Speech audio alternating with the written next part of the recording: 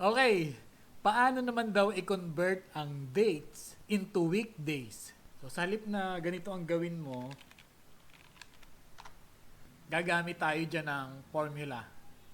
So, assume natin na itong B column, nag-start dito sa B2, ay naglalaman ng mga dates, kagaya nito.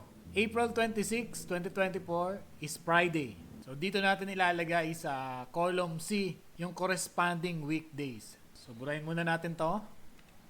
Maka-convert natin yung mga dates na yan into weekdays gamit ang text function. Combined with the DDD format specifier. Try natin. Equals text in close parentheses. Then itong B2, comma, space, quotation, DDD, quotation, close parentheses. Enter.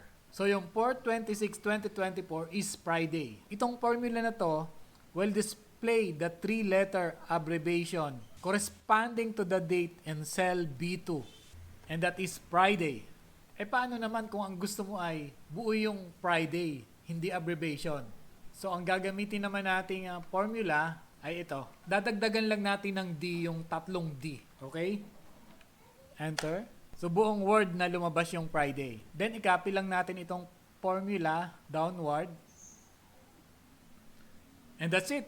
Napakadali lang niyang tandaan. Okay? Follow my Facebook page and subscribe to my YouTube channel for more tutorial. Keep on learning. Bye!